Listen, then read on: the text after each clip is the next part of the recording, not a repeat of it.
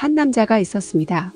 그는 하나님의 마음에 합한 자로 불렸고 골리앗을 무찌른 용사였으며 백성의 사랑을 받는 왕이었습니다. 그런데 그가 간음을 저질렀습니다. 더 충격적인 것은 그 죄를 덮기 위해 충성스러운 부하를 살해했다는 사실입니다. 이 이야기가 성경에서 가장 긴 분량으로 기록된 이유가 무엇일까요? 사랑하는 성도님들, 오늘 우리가 함께 살펴볼 사무엘하는 단순히 다윗 왕의 역사 기록이 아닙니다. 이것은 우리 모두의 이야기입니다.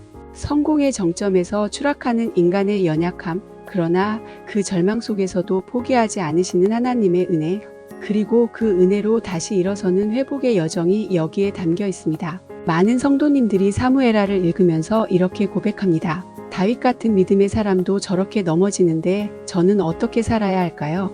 바로 그 질문에 대한 답이 오늘 말씀에 있습니다. 사무엘하는 24장으로 구성되어 있습니다. 1장부터 10장까지는 다윗의 승리와 영광의 시기를, 11장부터 20장까지는 죄와 그 결과로 인한 고난의 시기를, 그리고 21장부터 24장까지는 회복과 결산의 시기를 다룹니다.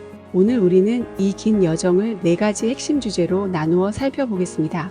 이 4가지를 이해하시면 여러분은 사무엘하 전체를 꿰뚫어 볼 수 있을 뿐 아니라 여러분 자신의 신앙 여정에서도 큰 통찰을 얻게 되실 것입니다. 그럼 지금부터 시작하겠습니다. 첫 번째로 하나님의 때를 기다리는 신앙에 대해 말씀드리겠습니다. 사무엘하는 사울 왕의 죽음 소식으로 시작됩니다. 사무엘하 1장 1절에서 2절에서는 사울이 죽은 후였는데 다윗이 아말렉 사람을 쳐부수고 돌아와서 시글락에서 이틀을 머물렀을 때에 제3일에 한 사람이 사울의 진영에서 나왔는데 그의 옷은 찢어졌고 머리에는 흙이 있더라.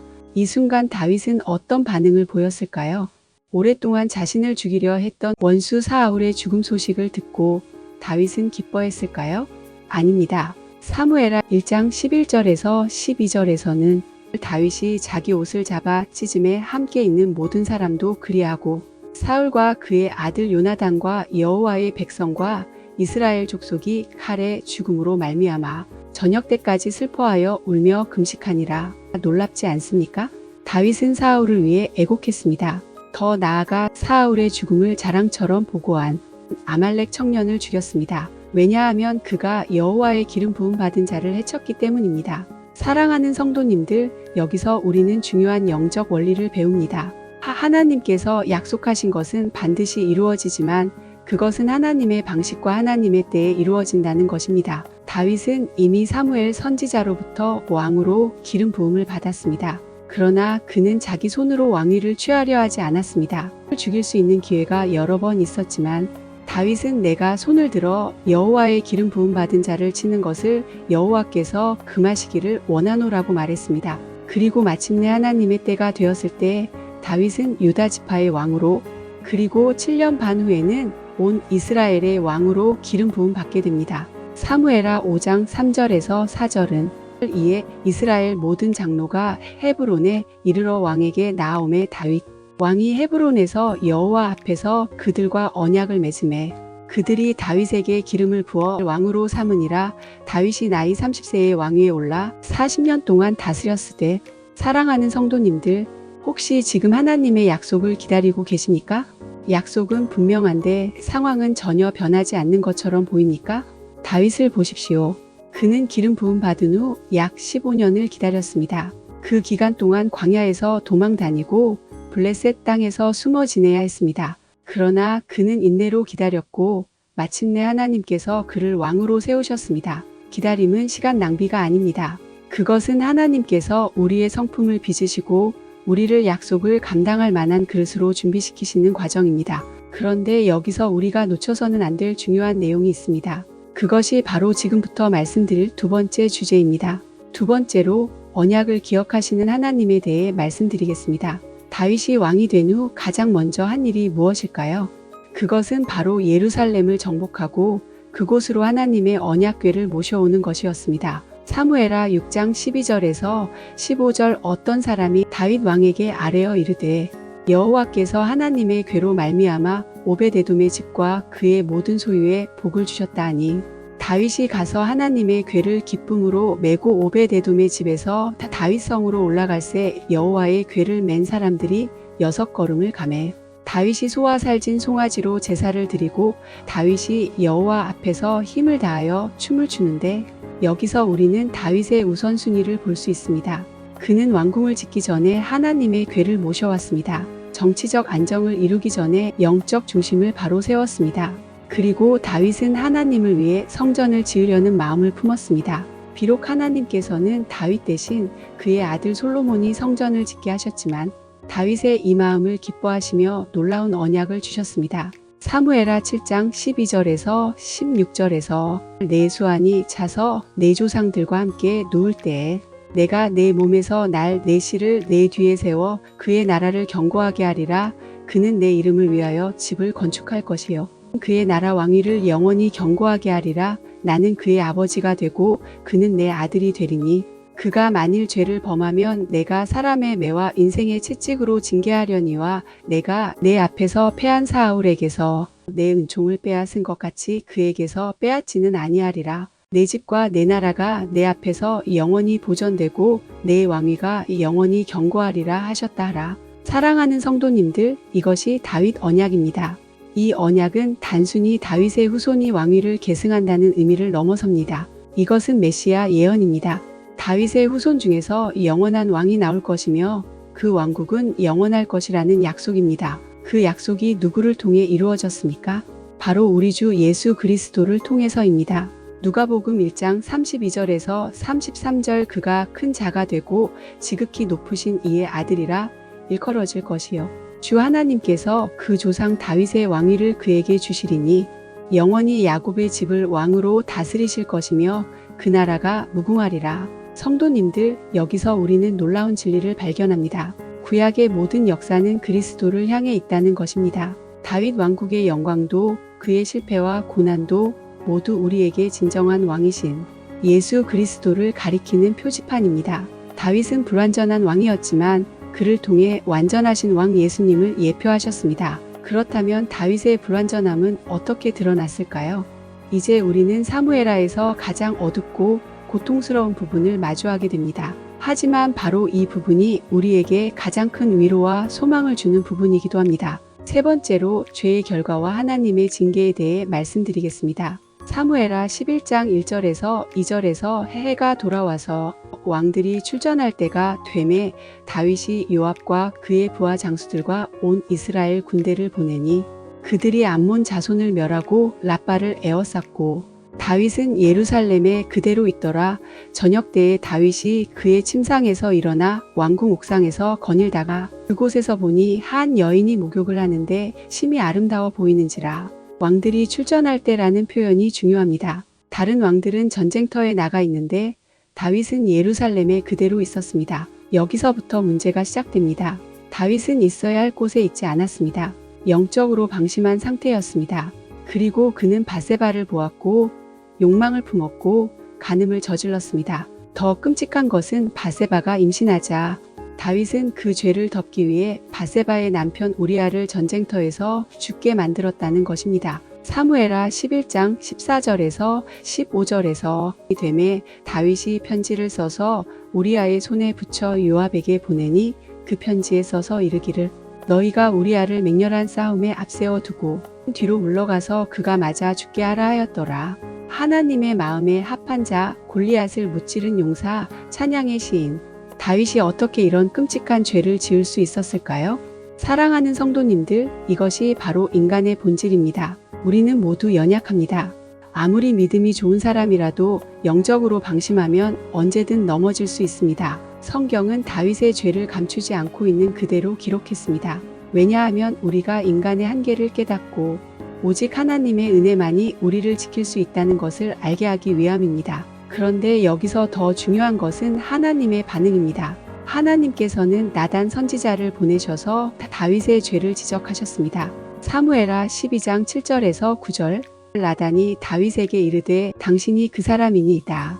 이스라엘의 하나님 여호와께서 이와 같이 이르시기를 내가 너를 이스라엘 왕으로 기름 붓기 위하여 너를 사울의 손에서 구원하고 내 주인의 집을 내게 주고 내 주인의 아내들을 내 품에 두고 이스라엘과 유다 족속을 내게 맡겼느니라. 만일 그것이 부족하였을 것 같으면 내가 내게 이것저것을 더 주었으리라. 그러한데 어찌하여 내가 여호와의 말씀을 업신여기고 나 보기에 악을 행하였느냐. 나단의 책망을 들은 다윗은 즉시 자신의 죄를 고백했습니다. 사무엘하 12장 13절 다윗이 나단에게 이르되 내가 여호와께 죄를 범하였노라 하매 나단이 다윗에게 대답하되 여호와께서도 당신의 죄를 사하셨나니 당신이 죽지 아니하려니와. 하나님께서는 다윗의 회개를 받으시고 그의 생명을 살려주셨습니다. 그러나 죄의 결과는 남았습니다. 밧세바에게서 난 첫 아이가 죽었고 다윗의 집안에 칼이 떠나지 않게 되었습니다. 다윗의 아들 암논이 이복 누이 다말을 범했고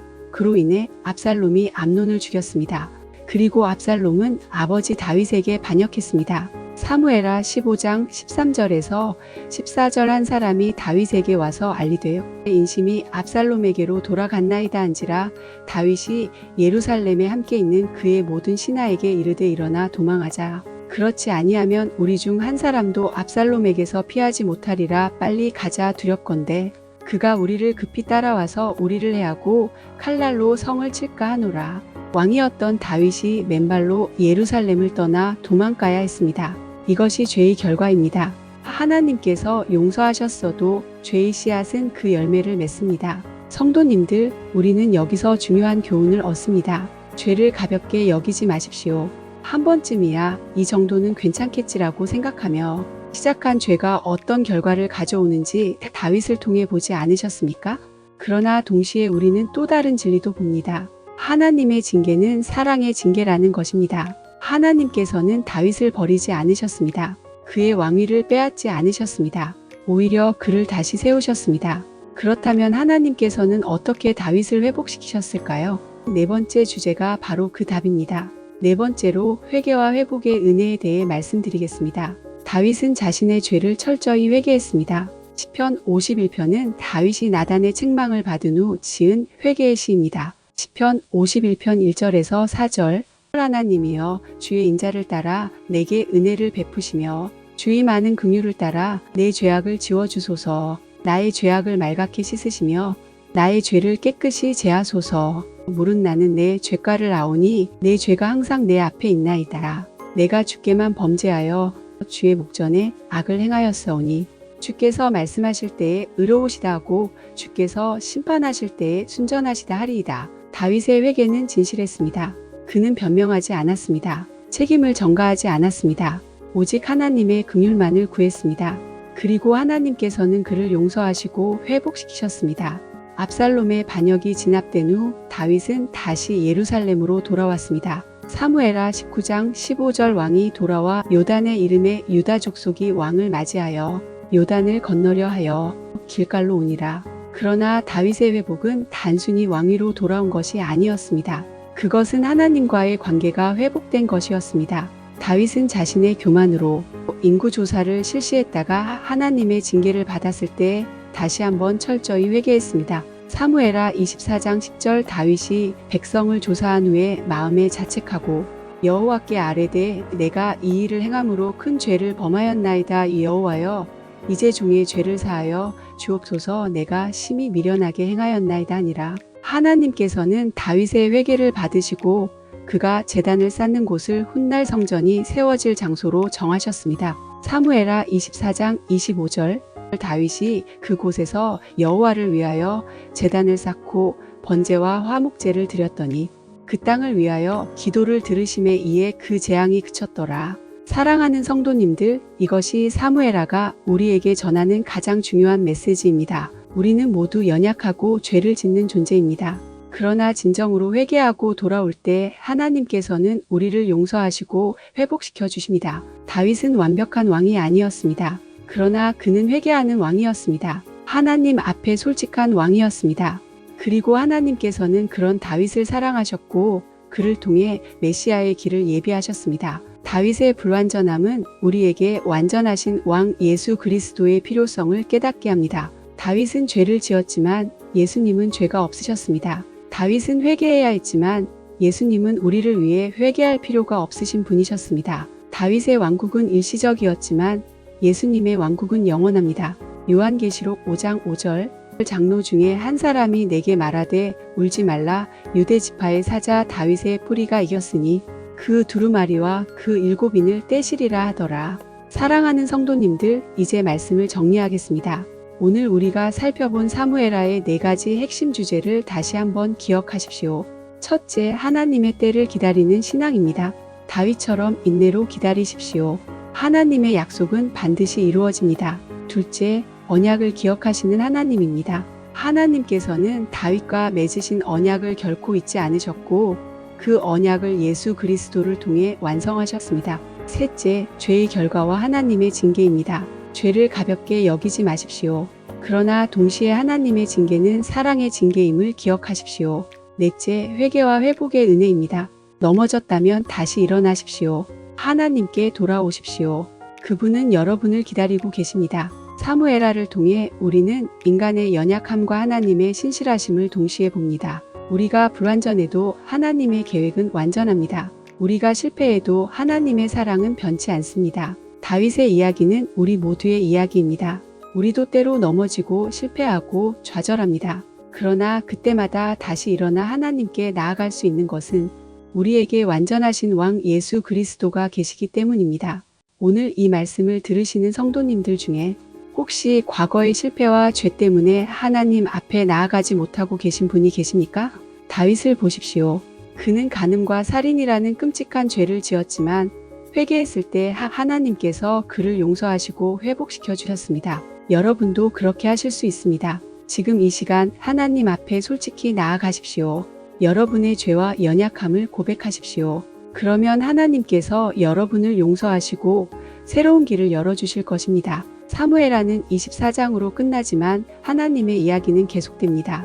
다윗의 왕위는 솔로몬으로 이어졌고 그 혈통을 따라 결국 예수 그리스도께서 오셨습니다. 다윗의 불완전한 왕국은 예수님의 완전한 왕국으로 완성되었습니다. 그리고 지금 우리는 그 왕국의 백성입니다. 이 얼마나 놀라운 은혜입니까? 사랑하는 성도님들, 이 영상이 도움이 되셨다면 좋아요와 구독 부탁드립니다. 여러분의 댓글을 통해 어떤 부분이 가장 은혜가 되었는지 나눠주시면 감사하겠습니다. 또한 이 영상을 필요한 분들과 함께 나눠주시기 바랍니다. 다음 영상에서는 열왕기상을 살펴보면서 솔로몬의 지혜와 성전 건축, 그리고 분열 왕국의 비극을 함께 공부하겠습니다. 사무엘하를 통해 우리가 배운 교훈들이 여러분의 삶 가운데 풍성한 열매로 맺히기를 기도합니다. 하나님께서는 여러분을 사랑하십니다. 여러분이 넘어져도 다시 일으켜 세우시는 분이십니다. 그 사랑을 믿고 오늘도 담대히 믿음의 길을 걸어가시기를 주님의 이름으로 축복합니다. 샬롬.